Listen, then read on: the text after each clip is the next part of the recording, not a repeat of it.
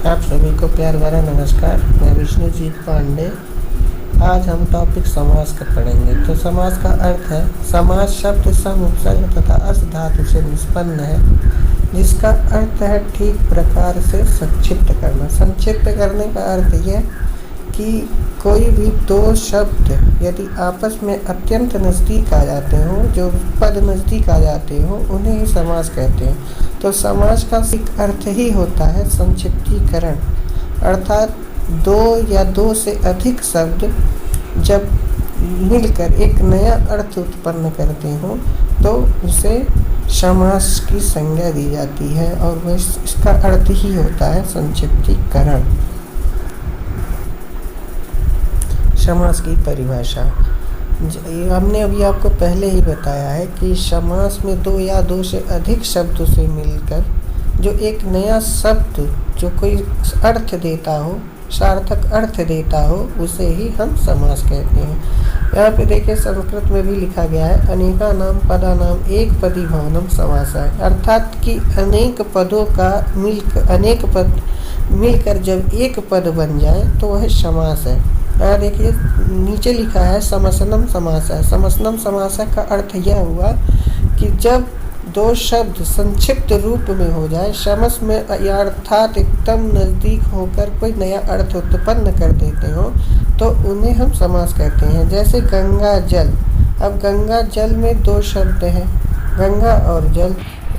गंगा यहाँ पे अलग शब्द है और जल अलग शब्द है, इसलिए ये दो गंगा और जल मिलकर गंगा जल शब्द समास हो गया।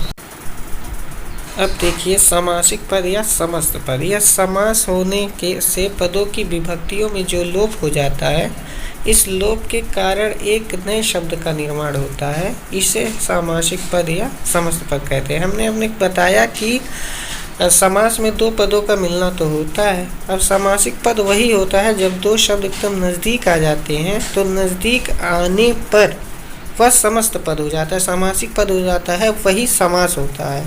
जैसे गंगा जल में अभी आपने देखा कि गंगा जल समस्त पद है, इसके दो पद भिन्न हैं। जैसे गंगा अलग पहला शब्द है और जल इसके बाद का शब्द है, तो गंगा जल में गंगा और जल। अब इसकी कैसे हम प्रधानता देखेंगे। सबसे महत्वपूर्ण बात समास में ये है कि हम कैसे शब्दों की प्रधानता देखेंगे, इसीलिए हम इस पहले सामासिक पद जो समस्त पद समास में करते हैं, तो वह जुड़ कर पूरा समास हो जाता है। अब इससे गंगा जल का समास हुआ गंगा और जल।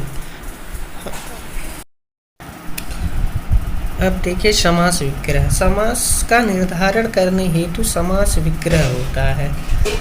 जैसे कि जिससे दो पद प्राप्त होते हैं, जैसे कोई भी दो या दो से अधिक शब्द होने पर समास होता है। अब जैसे प्राप्त हुआ शब्द जैसे होता है तो दो पद प्राप्त होते हैं, एक प्रथम पद और एक उत्तम पद। इन्हीं पदों की प्रधानता में से समास का निर्धारण होता है। अब जैसे एक उदाहरण देखिए, राजपुरुष। अब राजपुरुष जो समस्त पद है, अब ये राजपुरुष में एक शब्द राजा है और दूसरा शब्द पुरुष है, ये इसका समास विग्रह हो गया। इसमें जो राजा का पुरुष है वो राजपुरुष है, समस्त पद ये समास हुआ, और राजा का पुरुष जो राजा है एक अलग शब्द है और पुरुष एक अलग शब्द है। अब इसीलिए जब हम समास विग्रह करते हैं तो राजा, हम दो से अधिक शब्द पाएंगे, तो राजा पूर्व पद हुआ और पुरुष उत्तर पद हुआ। अब इसी के प्रधानता से हम समास का निर्धारण करेंगे।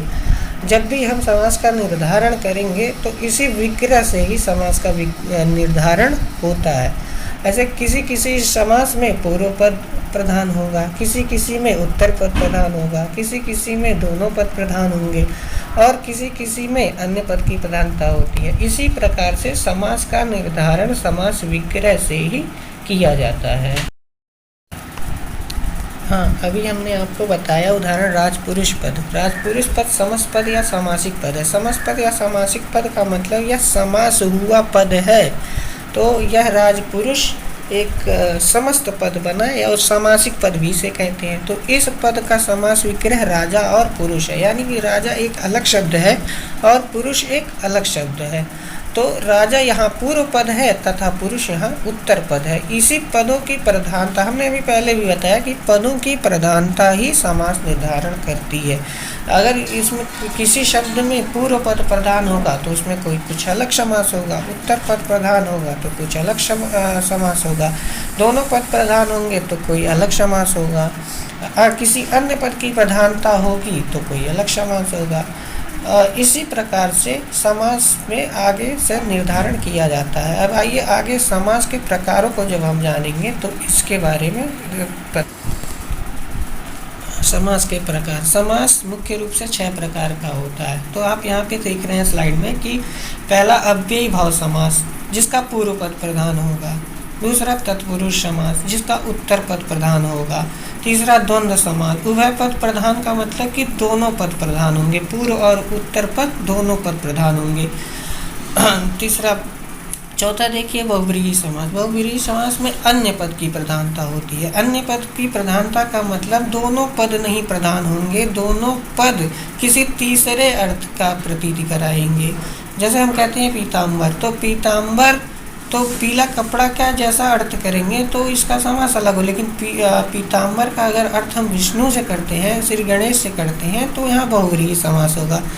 और कर्मधारय समास में देखिए, कर्मधारय समास विशेष और विशेषण का संबंध होता है। इसमें पूर्व पद में विशेषण और उत्तर पद में विशेष्य होता है। और द्विगु समास छठवां है द्विगु समास। द्विगु समास पूर्व पद में संख्यावाची शब्द होता है। पूर्व पद में जैसे जैसे चौराहा, चौराहा हो गया, अन्य अन्य ऐसे शब्द हैं जो यहाँ पे आपको समास ऐसे ही देखने को मिलेगा। तो अब आपको इतनी बातें समझ में आ गई कि पदों की प्रधानता से ही समास का निर्धारण होता है। अब जैसे पूर्व पद प्रधान होगा तो अव्ययी भाव समास होगा, उत्तर पद प्रधान होगा तो तत्पुरुष समास होगा, दोनों पद प्रधान होंगे तो द्वंद्व समास होगा। किसी अन्य पद की प्रधानता अगर पाई जाएगी तो बहुव्रीहि समास होगा। और किसी पद में विशेष या विशेषण का संबंध स्थापित होता हो तो कर्मधारय समास होगा। और किसी शब्द में पूर्व पद संख्यावाची हो तो वहाँ पे द्विगु समास होगा।